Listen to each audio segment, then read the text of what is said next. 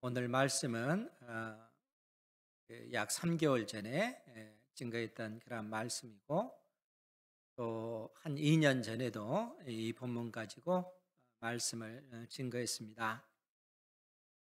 종종 또 이 말씀을 자주 인용해서 여러분들에게 증거했기 때문에 익숙한 그런 분들도 계시고, 또 요한계시록 전체가 또 무슨 의미인가 이해하기가 어려워서 좀 난해하다 이렇게 생각하시는 분들도 계실 거라 생각이 듭니다.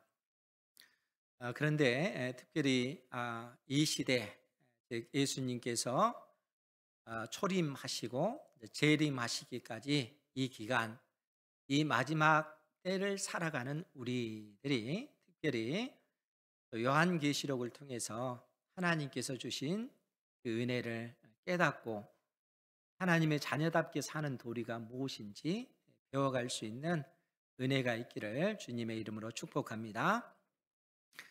그래서 자주 요한계시록을 반복하며 여러분들에게 증거해야 되겠다 하는 생각이 들었습니다. 여러분, 요한계시록이 총 22장까지 그렇게 기록이 되어져 있습니다.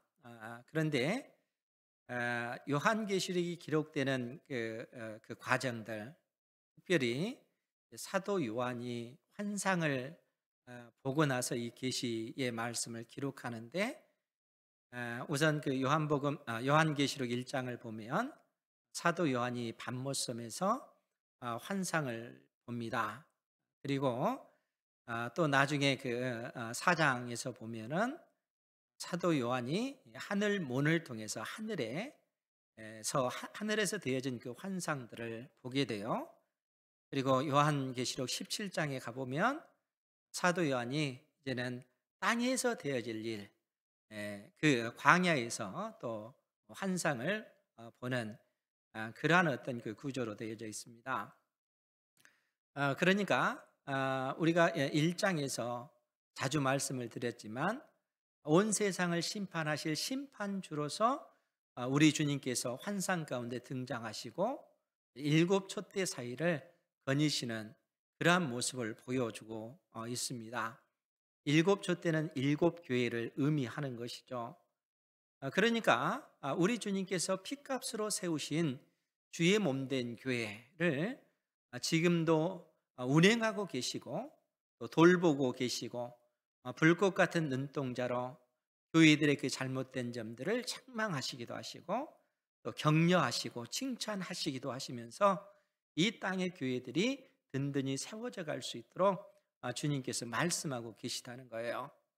그래서 계시록 2장, 3장에서는 소아시아 7교회를 예를 들어서 말씀하시면서 7교회가 가지고 있는 문제점들, 또 그러한 부분들을 지적하시고 또 7교회를 격려하시고 칭찬하는 그러한 부분들도 주님께서 말씀하십니다. 그러니까 요한계시록 2장, 3장에는 그러한 내용이 기록이 되어 있다는 것이죠. 그리고 나서 현실은 교회가 어렵고 힘들지만 교회는 그렇게 무너지는 것이 아니고 하나님의 백성들은 망하는 것이 아니고 궁극적으로 하나님의 백성들은 승리할 수밖에 없고 하나님께서 승리케 해주신다 하는 그런 분명한 확신을 주시기 위하여 요한계시록 4장, 5장을 통해서 하나님께서 사도 요한을 하늘에 끌어올리셔서 하늘에서 되어진 그 일들을 보여주시는 것이죠. 그러니까 보좌에 앉으신 그 분을 중심으로 해서 네 생물이 또 24장로가 또 그 하늘의 천군 천사가 아니 하늘과 땅과 바다의 모든 피조물들이 승리하신 주님, 온 세상을 새롭게 하시고 온 세상을 구속하신 그 하나님과 어린 양을 찬양하는 경배하는 그러한 환상을 보여주십니다.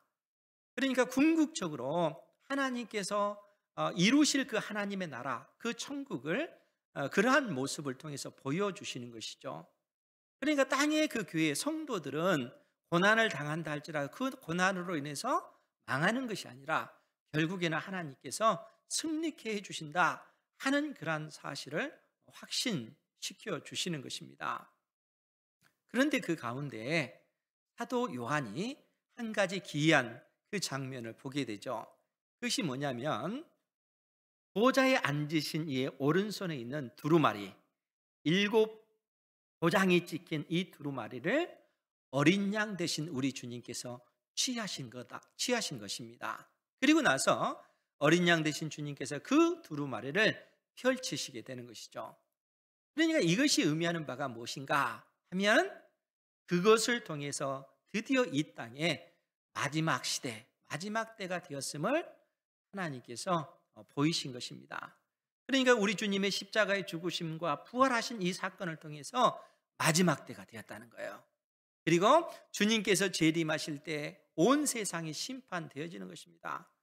그러니까 이 사이 마지막 시대에 벌어질 그 일들을 하나님께서 우리에게 이 요한계시록을 통해서 알려주시는 것이죠.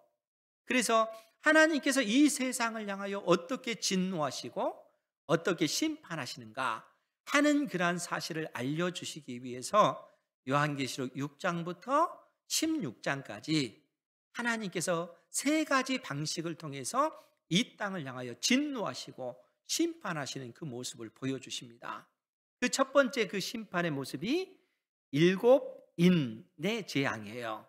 그리고 둘째가 일곱 나팔의 재앙, 셋째가 일곱 대접의 그 재앙입니다.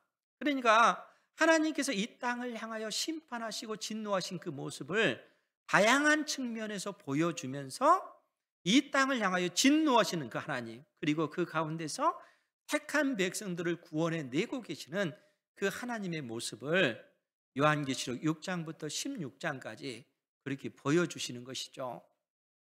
그리고 17장과 18장은 하나님께서 드디어 이 세상으로 상징되어지는 큰 성 바벨론을 무너뜨리시는 그런 환상을 보게끔 해주십니다. 요한계시록 17장, 18장이 그래서 큰 성 바벨론을 하나님께서 무너뜨리시는 거예요. 세상 나라, 하나님을 대적하는 그 세상 나라인 큰 성 바벨론을 심판하시는 것이죠. 그 내용이 17장, 18장이 기록하고 있고 19장, 20장에는 드디어 우리 주님께서 이 땅에 재림하십니다.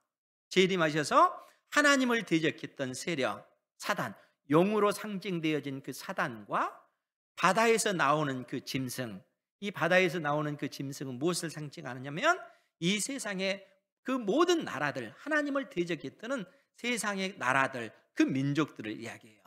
그리고 땅에서 나온 짐승, 거짓 선지자들, 즉 하나님을 대적했던 수많은 그 사상들, 거짓된 이론들, 그 체계들, 시대 정신들, 그러한 것들에 사람들이 미혹되어서 넘어졌기 때문에 하나님께서는 19장, 20장을 통해서 이 사단과 바다에서 나온 짐승과 땅에서 나온 이 짐승을 무저갱에 던져 넣으십니다. 지옥에 던져 넣으시는 거예요. 그리고 어떤 일이 벌어지냐면 모든 죽은 자들이 부활을 하게 돼요. 그러니까 모든 죽은 자들이 부활되어져서 예수 그리스도를 믿는 자녀들에게는 하나님의 나라가 상속되어지지만 예수님을 믿지 않는 사람들은 부활한 그 모습으로 불못 지옥에 던져지는 그러한 모습을 보여주고 있습니다. 그것이 요한계시록 19장 20장이 보여주고 있는 내용이에요. 그리고 21장 22장에서는 드디어 새 하늘과 새 땅, 하나님께서 구약의 수많은 백성들에게 약속해 주셨던 하나님의 나라, 그 나라를 하나님께서 완성시키시는 그 모습을 보여주고 있습니다. 그러니까 요한계시록의 내용이 그 내용이라는 거예요. 그러니까 막연하게 요한계시록을 가지고 있지 말고 여러분들이 이러한 흐름 가운데 하나님께서 요한계시록을 우리에게 주셨구나 하는 사실을 알고 보다 구체적으로 그 계시의 말씀을 우리가 살펴보려고 합니다. 이 진리를 깨닫는 은혜가 있기를 주님의 이름으로 축복합니다. 그러면 특별히 이제 요한계시록 6장을 봤는데 우리가 지난주부터 6장 말씀을 봤잖아요. 6장 말씀은 일곱 인의 재앙입니다.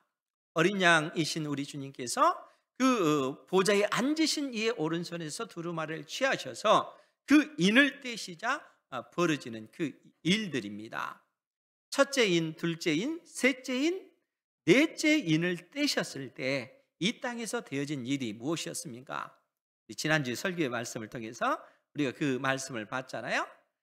오늘 8절의 중반절에 보면 요한계시록 6장 8절 중반절에요. 그들이 땅 4분의 1의 권세를 얻어 검과, 즉 칼을 얘기하는 거예요. 검, 칼과 흉년, 기근과 사망, 전염병과 땅에 사나운 짐승들로서 죽이더라. 이렇게 해서 첫째 인부터 넷째 인까지 하나님께서 이 땅을 향하여 내리시는 그 심판이 칼의 재앙, 전쟁인 것이죠. 또 이 기근의 재앙, 이 기근을 통해서 많은 사람들이 죽임을 당하고, 또 이 전염병을 통해서 사람들이 죽고, 또 사나운 짐승이라고 하는 것은 경제적인 어떤 그 고통을 얘기하는 것이죠. 그러니까 구약 시대 때 이 사나운 짐승들이 수많은 그 농작물들을 해치고 사람들을 죽이는 것으로 인해서 그 땅에 사람들이 먹을 것이 없고, 이로 인해서 서로 내분이 생기고 서로 먹을 것을 위해서 죽이는 이러한 어떤 일들이 벌어졌다는 거예요. 그러니까 하나님께서 이러한 네 가지 재앙, 하나님과 이스라엘 사이에 맺은 언약을 파기했을 때 하나님께서 내리시는 언약적 그 심판이 지금 이 시대, 이 마지막 시대 가운데 하나님께서 내리시는 진노의 심판이다 하는 사실을 우리에게 보여주고 있다는 거예요. 그것이 첫 번째 인 재앙부터 네 번째 인의 그 재앙을 하나님께서 그처럼 우리에게 말씀해 주시는 것이죠. 그러면 사랑하는 성도 여러분, 그러한 어떤 시대 속에서 예수 그리스도를 믿는 하나님의 자녀들은 어떠한 삶을 살 수가 있을까요? 실상 이러한 어떤 그 재앙이 이 땅에 임했을 때 예수님을 믿지 않는 사람들만 그 환난을 당하는 것이 아니라 실상 동일하게 예수님을 믿는 우리 역시 그러한 환난을 당합니다. 아니, 오히려 예수 그리스도를 믿기 때문에 이 세상의 그 권세자들에 의해서 오히려 핍박당하고 또 그로 인해서 억울한 일을 당하는 일이 많은 것이 예수 그리스도를 믿는 하나님의 그 자녀들의 그 모습이라는 거예요. 우리 하나님께서는 오늘 우리에게 그러한 사실을 언급해 주고 있습니다. 그래서 다섯째 인을 떼실 때에 그 상황을 어떻게 묘사를 하고 있냐면 9절 말씀해 보면, 다섯째 인을 떼실 때에 내가 보니 하나님의 말씀과 그들이 가진 증거로 말미암아 죽임을 당한 영혼들이 제단 아래에 있어 큰 소리로 불러 이르되, 거룩하고 참되신 대주제여, 땅에 거하는 자들을 심판하여 우리 피를 갚아주지 아니하시기를 어느 때까지 하시려 하나이까. 지금 예수 그리스도를 믿는 사람들이 이 땅에서 당하는 그 환난, 그 고난 때문에 하나님 앞에 부르짖어 기도하는 그 모습이라는 거예요. 그러니까 이러한 어떤 이 환난을 당한 사람들은 이 땅에서 억울하게 죽임 당한 사람, 이 땅에서 이 세상 사람들에게 오해받고 이 세상 사람들에게 예수님을 믿는 것 때문에 또 조롱받고 멸시받고 그로 인해서 억울하게 죽임 당한 사람들이라는 거예요. 그러니까 그 사람들이 하나님의 말씀과 그들이 가진 증거로 말미암아 죽임을 당한 그 영혼들이라는 거예요. 그 영혼들이 하나님 앞에 부르짖어 기도하기를, 거룩하고 참되신 대주제요, 온 세상 우주 만물을 창조하시고 다스리시는 주님, 그 얘기입니다. 땅에 거하는 자들, 이 땅에 거하는 자들을 심판하여 우리의 억울함을 풀어주지 아니하시기를 어느 때까지 하시려나이까, 그 얘기예요. 그러면 여기서 땅에 거하는 자들, 이 땅에 거하는 자들은 어떤 자들일까요? 이 땅에 거하는 자들을 심판해 달라는 그런 내용이잖아요.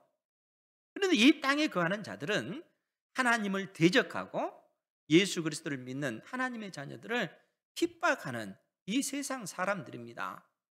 그래서 요한계시록 13장 8절 말씀에 보면, 제가 봉독해 드릴게요.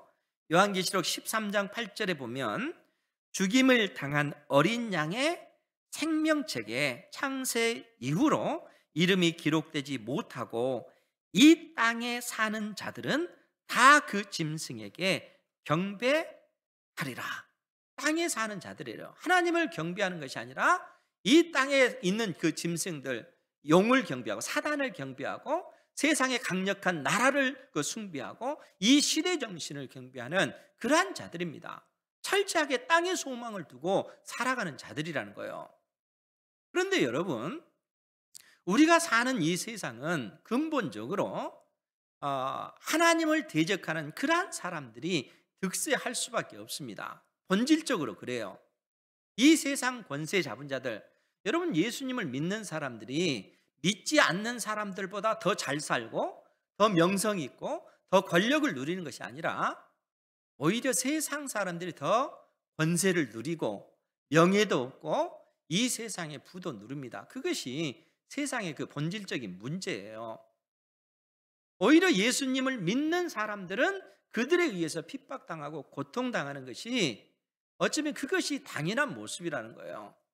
그렇기 때문에 사랑하는 성도 여러분, 우리 주님께서 예수 믿는 우리에게 어떤 가르침을 주셨습니까? 지난주에도 말씀을 드렸지만 이 부분을 여러분들이 늘상 기억을 했으면 좋겠습니다. 우리가 누가복음 18장 그 말씀을 찾아보죠. 누가복음 18장, 우리가 지난주에도 봤지만 예수께서 예수 그리스도를 믿는 하나님의 자녀들에게 항상 기도하고 낙심하지 말아야 할 것을 비유로 말씀해 주셨습니다. 누가복음 18장 1절에서 8절에 있는 내용이죠. 거기에 보면 예수님께서 한 비유를 들어서 말씀하십니다. 어떤 도시에 하나님을 두려워하지 않고 사람을 무시하는 한 재판장이 있는데 그 도시에 한 과부가 있어 자주 그에게 가서 내 원수에 대한 나의 원한을 풀어주소서 이렇게 요청하는, 예수님께서 이 비유의 말씀을 들어주셨습니다. 그러면 여러분, 왜 예수님께서 이 말씀을 하실까요? 예수 그리스도를 믿는 사람들, 하나님의 자녀들이 이 땅에서 어떤 위치에 있는가, 그것은 홀로 된 이 과부와 마찬가지의 형편에 있다는 거예요. 예수님을 믿는 사람들은 이 땅에서의 삶이 혼자 된 여인과 같다는 거예요. 여러분, 예수님 당대에 여인이 혼자 산다는 거, 과부가 됐다는 거 얼마나 고통스럽습니까?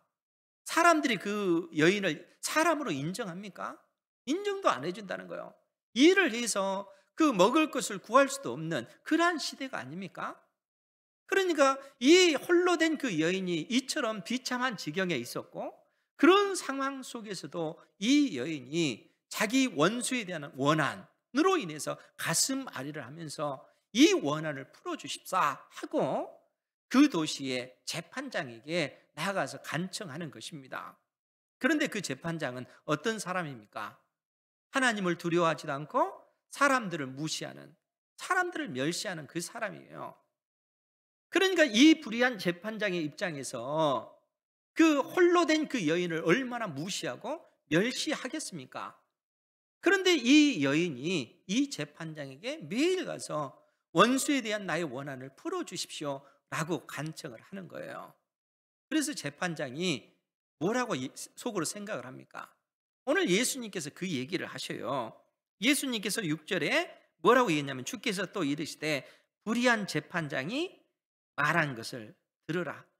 불의한 재판장이 말한 것을 생각해 봐라. 뭐라고 말했는지 생각해 봐라. 불의한 재판장이 뭐라고 얘기했습니까? 속으로 내가 하나님을 두려워하지 않고 사람을 무시하나 이 과부가 나를 번거롭게 하니 내가 그 원한을 풀어주리라. 그렇지 않으면 늘 와서 나를 괴롭게 하리라. 이렇게 얘기하잖아요. 불의한 재판장이 내가 정의를 세우겠다, 그래서 이 여인의 원한을 풀어주겠다, 이렇게 한 것이 아닙니다. 저 여인이 참으로 가엾구나, 저 여인의 원한을 풀어줘야 되겠다, 이런 생각을 가진 것이 아니라는 거예요. 그는 하나님을 두려워하지 않습니다. 사람을 멸시합니다. 그럼에도 불구하고 그렇게 한 이유가 뭡니까? 자기 자신 때문에 그런 거예요. 이 여인이 자꾸 와서 귀찮게 하니까 그 귀찮은 것을 해결하기 위해서, 그래서 여인의 이 원한을 풀어주리라 이렇게 얘기하는 거예요. 예수님께서 왜 그것을 생각해 보라 이렇게 말씀하셨겠어요? 왜냐하면 너희들이 믿는 하나님, 아니 너희에게 있어서 하늘에 계신 우리 하나님은 어떤 분이신지 생각하라는 거예요. 하늘에 계신 하나님은 우리에게 어떤 분이십니까? 불의한 재판장이십니까? 아니잖아요. 그분은 우리의 아버지 되신다는 거예요. 우리의 아버지 되신다는 겁니다. 그것을 생각하라는 거예요. 그래서 주님께서 하물며 하늘에 계신 우리 아버지 하나님께서 그 밤낮 부르짖는 택하신 자녀들의 원한을 풀어주지 아니하시겠느냐, 그들에게 오래 참으시겠느냐. 여러분, 우리가 하나님의 자녀인데 자녀의 그 원한을 풀어주지 않겠어요? 우리 아버지 되신데 불의한 재판장도 그 홀로 된 그 여인의 그 원한을 풀어줬는데 하물며 우리 아버지 되신 하나님께서 풀어주지 않겠는가 하는 거예요. 그러면서 우리 주님께서 뭐라고 말씀하십니까? 내가 너희에게 이르노니 속히 그 원한을 풀어주리라. 그러나 인자가 올 때에 세상에서 이 믿음을 볼 수 있겠느냐? 내가 너희에게 이 믿음을 볼 수 있겠느냐? 어떤 믿음입니까? 항상 기도하고 낙심하지 않는 그 믿음입니다. 하나님께서 내 아버지시요 나와 함께 하시고 내가 억울한 일을 당한다 할지라도 궁극적으로 하나님께서 이 원한을 풀어주실 것이라는 그 믿음이 있는가 하는 거예요. 주님께서 오늘 우리에게 그것을 찾으십니다. 그렇기 때문에 하나님께서 오늘 요한계시록 7장 이 본문 말씀에서도 우리에게 동일하게 그 말씀을 하시는 거예요. 10절 말씀에 보면 하나님의 그 자녀들, 억울하게 순교당한, 죽임당한 그 영혼들이 제단 아래에서 큰 소리로 불러 이르되 거룩하고 참되신 대주제여 땅에 거하는 자들을 심판하여 우리 피를 갚아주지 아니하시기를 어느 때까지 하시려 하나이까 하니 각각 그들에게 흰 두루마기를 주시며 이르시되 아직 잠시 동안 쉬되 그들의 동무 종들과 형제들도 자기처럼 죽임을 당하여 그 수가 차기까지 하라 하시더라.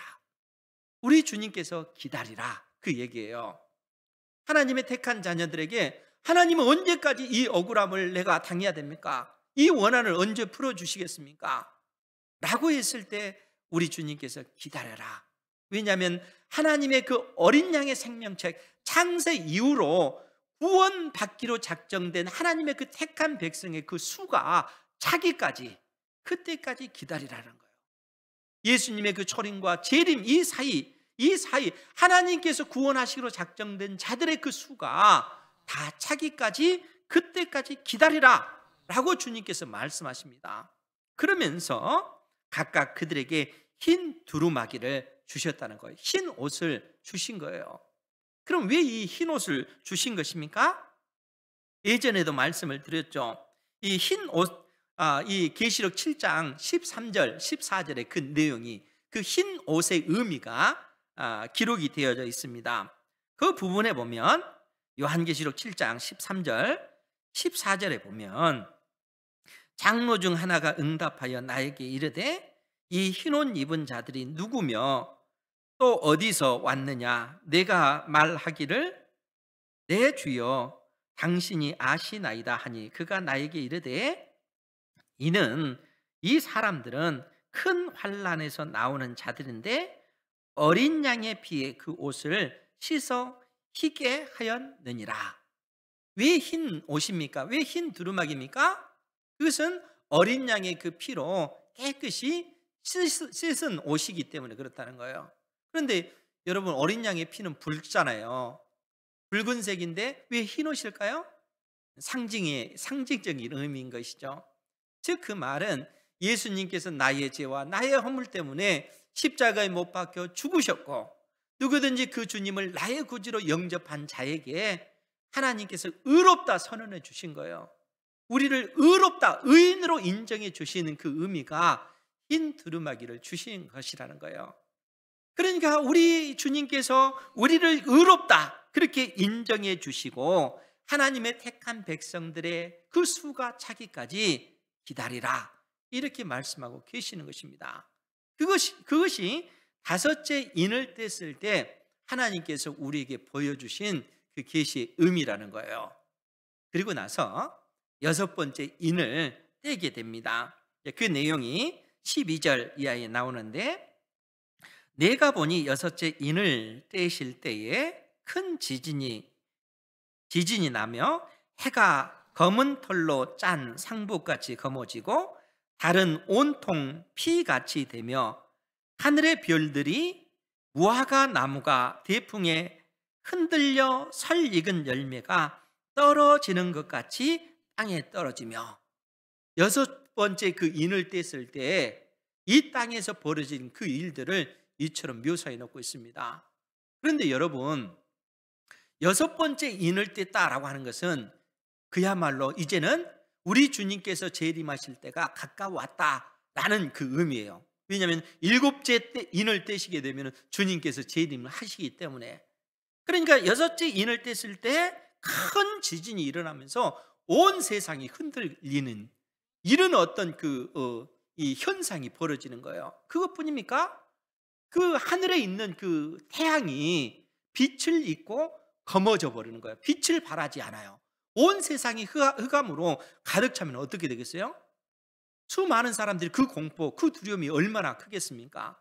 그런데 여기서 그치지 않고 달은 온통 피같이 되며, 그 은은한, 그 밤에 비치는 그 은은한 그 달빛이 핏빛으로 그렇게 변해버리는 겁니다. 그것뿐입니까?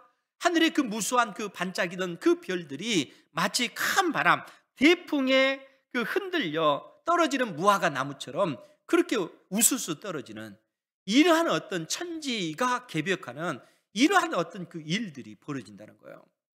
여러분, 이런 상황 속에 있으면 사람들이 얼마나 두렵고 떨리겠습니까? 그런데 성경은 여기서 그치지 않고 14절에서는 하늘은 두루마리가 말리는 것 같이 떠나가고, 두루마리 이렇게 그 달력을 접듯이 이렇게 그 종이를 말잖아요. 하늘이 그처럼 말리면서 사라지고, 그 얘기예요. 말리는 것 같이 떠나가고 각 산과 섬이 제자리에서 옮겨지며. 여러분, 산이 옮겨집니까? 섬은 옮겨져요? 결코 옮겨질 수 없는 이 산과 섬이, 땅이 흔들리고 지축이 흔들리고 이 천지가 이 요동하면서 이 산들이 움직이는 거예요. 산들이 무너지고 섬들이 막 떠다니는 이런 상황들이 벌어지는 거예요. 여러분, 이러한 상황이 되면 인생들이 그 속에서 온전히 살아남을 수 있을까요? 그러면 이러한 현상들이 벌어진다는 그 의미가 무엇일까요?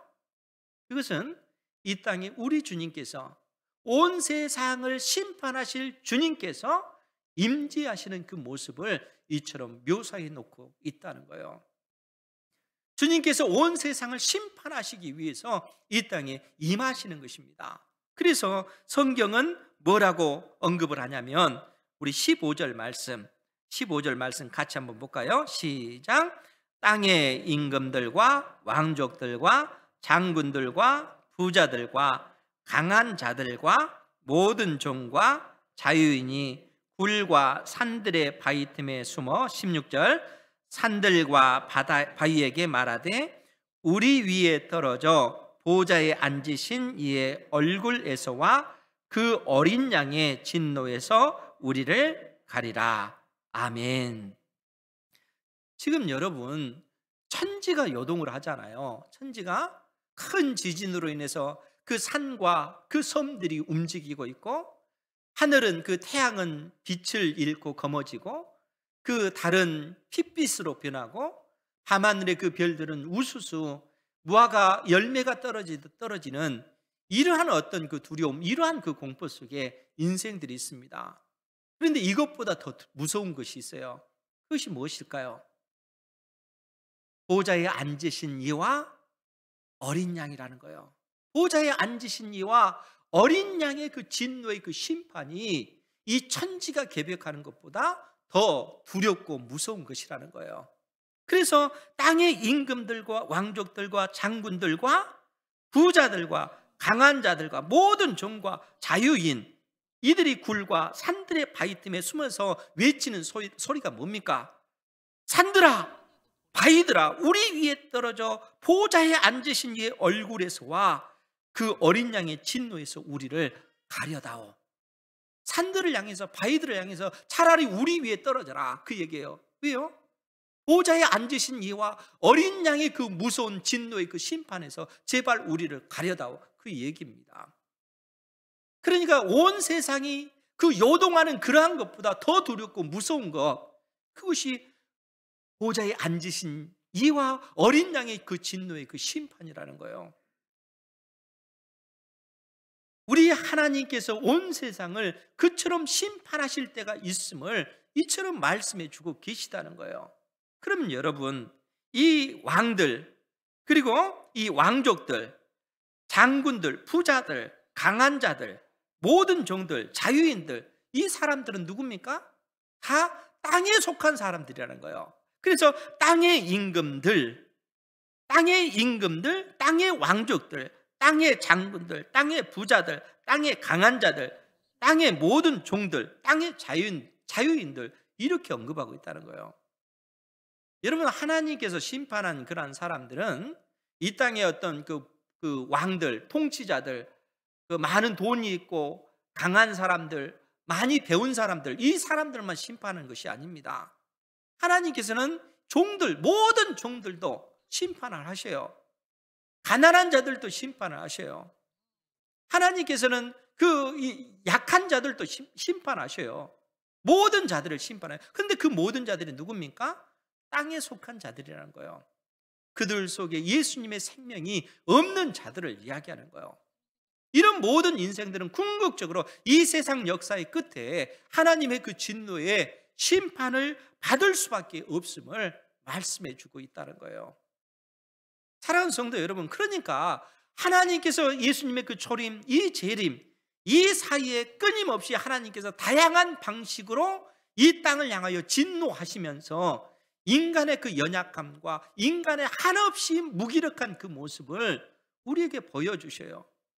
여러분, 전염병을 통해서 우리가 깨닫는 것이 뭡니까? 아무리 의술이 발달하고 아무리 그 특별한 그러한 약이 개발되어진다 할지라도 그러한 것들이 우리 인간을 이 행복하게 만듭니까?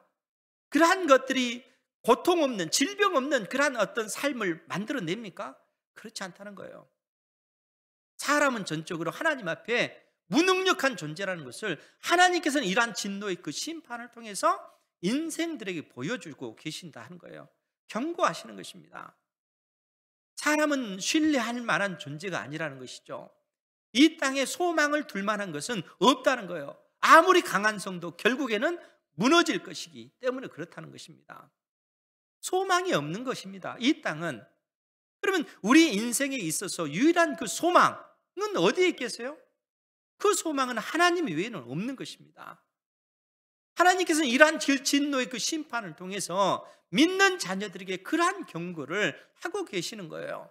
그렇기 때문에 17절에 그들의 진노의 큰 날이 이르렀으니 누가 능히 서리요. 그들의 진노의 큰 날, 여기서 그들은 누구겠어요? 땅에 속한 자들이라는 거예요. 하늘에 속한 자가 아니라 예수님의 생명이 있는 자들이 아니라 이 땅에 소망을 두고 살아가는 자들, 그들에게 진노의 큰 날이 이르렀으니 누가 능히 서리요. 이 진노의 심판에서 설 수 있는 인생이 없다는 거예요. 하나님의 택한 자녀들 외에는. 그래서 이 계시록 이 7장에서는 하나님의 택한 자녀들을 상징하는 그 수 14만 4천이 그래서 등장하는 거예요. 창세 이후로 어린 양의 생명책에 기록된 모든 자의 그 총수를 14만 4천, 상징적인 의미입니다. 택한 백성들의 모든 수를 의미하는 거예요. 하나님께서 이 진노의 심판에서 그들만이 구원을 얻을 수 있다라고 말씀하고 계십니다. 그러면서 계시록 8장 1절에 뭐라고 언급을 하냐면, 요한계시록 8장 1절 2절 우리 같이 한번 볼까요? 요한계시록 8장 1절 2절 시작. 일곱째 인을 떼실 때에 하늘이 반 시간쯤 고요하더니 내가 보매 하나님 앞에 7 천사가 서 있어 7 나팔을 받았더라. 아멘. 일곱 인을 떼실 때에 하늘이 반 시간쯤, 즉 30분 정도 고요하더니 침묵한 상태예요. 일곱째 인을 뗐을 때 하늘이 30분 정도 침묵한 겁니다. 아니, 온 세상이 고요한 상태예요. 그리고 나서 어떤 일이 벌어지냐면, 내가 봄에 하나님 앞에 일곱 천사가 서 있어 일곱 나팔을 받았더라. 드디어 나팔 지향이 시작이 되어지는 거예요. 그런데 여러분, 여기서 기억해야 될 것이 뭐냐면, 지금 일곱 인을 떼시고 나서 우리 주님께서 온 세상을 심판하시는 장면입니다. 그리고 나서 장면이 이제는 확 바뀌어서 일곱 재앙의 그 어떤 말씀으로 들어가는 거예요. 즉 무슨 얘기냐면, 예수님의 초림부터 재림까지 일곱 인재앙에 대해서 묘사하고 난 다음에 다시 하나님의 이 진노의 심판이 얼마나 무섭고 두려운 것인지 다른 측면에서 또 묘사를 해주고 있는 거예요. 그래서 일곱 나팔 재앙을 예수님의 초림부터 재림까지 하나님의 진노의 그 심판을 다른 측면에서 말해주고 있다는 거예요. 그러니까 지금 일곱 인을 떼실 때와 일곱 나팔이 등장하는 것은 전혀 다른 사건입니다.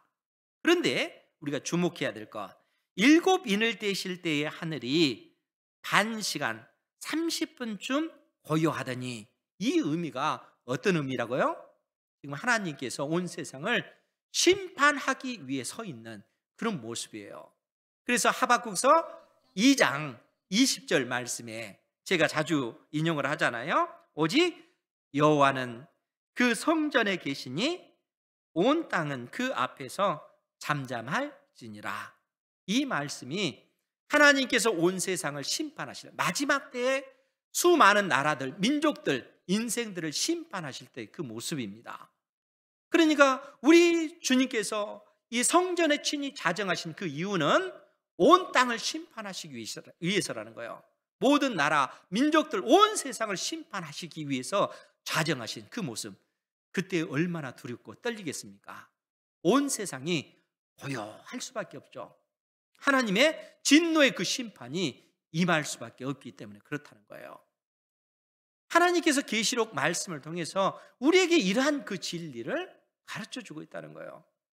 그러면 사랑하는 성도 여러분, 우리 주님께서 이러한 어떤 그 계시의 말씀을 우리에게 주시면서, 그러면 우리 인생이 또 예수 그리스도를 믿는 하나님의 자녀들이 시대마다 어떻게 하나님 앞에 살아가야 될 것인가, 하나님께서 우리에게 그 말씀을 하고 계셔요. 여러분은 어떻게 사시겠습니까? 여러분, 우리 인생에게 있어서 가장 중요한 것이 무엇이겠어요? 무엇이 여러분들의 인생을 의미 있게 하고 무엇이 여러분들의 인생을 가치 있게 만드는 것입니까?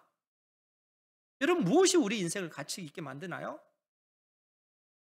우리가 잠언 17장 3절 말씀에 보면, 도가니는 은을, 풀무는 금을 연단하거니와 여호와는 마음을 연단하시느니라, 이렇게 말씀하셔요. 여러분, 도가니는 쇠를 녹이는 그 그릇이잖아요. 그러니까 이 도가니는 은을, 그리고 풀무는 금을 연단한다. 그 얘기는 은을, 이 도가니 안에 있는 그 은을 녹여서 불순물을 제거하는 것이죠. 뜨거운 그 불이 붙을 때만이 그 은이 녹잖아요. 그리고 불순물과 순전한 그 은을 분리해내는 것이죠. 풀무라고 하는 것은 또 무엇입니까? 어릴 적에 제가 어렴풋하게 지금도 기억나요. 마을에서 그 대장간이 있었는데, 그 어르신들이 그 쇠를 달굴 때 그 불 위에 올려놓고 풀물을 막 이렇게 그때 당시 이렇게 잡아 당겼다 넣었다 이렇게 하여, 그러면 바람이 세게 나가니까 그 풀무불로 인해서 불이 확 달아오르면서 그 쇠가 불덩어리가 됩니다.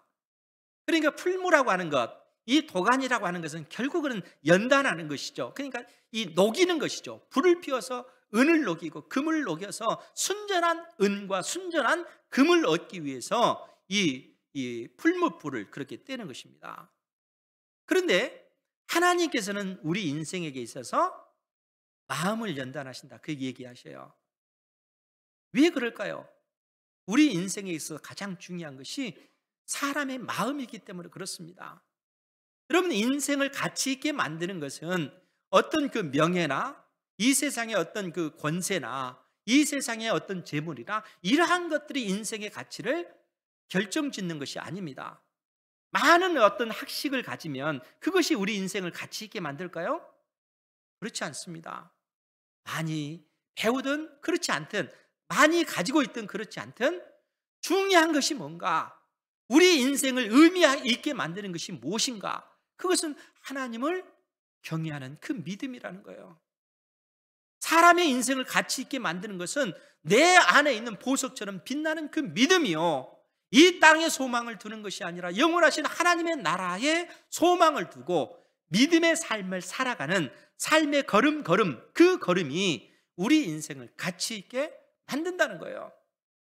주님께서 친히 우리와 동행하시는 그 삶을 통해서, 내 인생이 펼쳐지는 그러한 과정을 통해서, 내가 믿음의 그 걸음걸음을 걷는 그것을 통해서 하나님께서는 우리 인생을 통해서 영광을 받으시는 거예요. 내가 이 땅에서 많은 어떤 업적을 남겼기 때문에 내 인생이 가치 있는 것이 아니라 하나님께 소망을 두고 믿음의 그 길을 걸어가는 그 자체가 나를 가치 있게 만드는 것이라는 겁니다. 사랑하는 성도 여러분, 하나님의 사람으로 여러분들 서시기 바랍니다. 여러분들 속에 있는 그 모난 성품들을 하나하나 다듬어 가셔야 돼요. 이러한 모난 성품은 어떻게 다듬어집니까? 결국 하나님께서는 이러한 성품을 다듬으시기 위해서 인생 가운데 고난을 두신 거예요. 그 고난을 통해서 우리를 만들어 가시기 때문에. 왜냐하면 여러분 보십시오. 세상 사람들이 어쩌면 예수 믿는 사람들보다 오히려 더 득세하잖아요. 우리가 하나님을 잘 믿는데 왜 하나님께서 내 인생 가운데 이런 고난을 두시는가? 왜 고난을 두십니까? 그 고난이 나를 가치 있게 만들기 때문에, 그 고난을 통해서 나의 무기력함을 깨닫고 그 고난을 통해서 나의 모난 성품들이 다듬어져 가기 때문에, 그래서 보석처럼 빛나는 그 믿음을 소유하게 되는 것이죠. 그 믿음을 가지고 믿음의 그 걸음걸음을 걸어갈 때 하나님께서는 그러한 인생을 통해서 영광 받으시는 것입니다. 그것이 우리를 가치 있게 만들어요. 사랑하는 성도 여러분, 이 삶을 추구하시기 바랍니다. 주님과 동행하시면서 여러분들 자신을 만들어 가세요. 하나님의 사람, 믿음의 사람, 여러분들의 모난 성품을 날마다 그 깎아내면서, 고통스럽지만 깎아내면서 하나님의 사람으로 서십시오. 그것이 하나님께서 우리 인생을 통해서 영광 받으시는 그 길이라는 겁니다. 주님께서 이 계시록 말씀을 통해서 우리의 심령 가운데 하시는 그 음성을 들으시고 믿음의 그 길을 걸어가는 우리 은행교회 모든 성도 되기를 주님의 이름으로 축복합니다. 기도하겠습니다.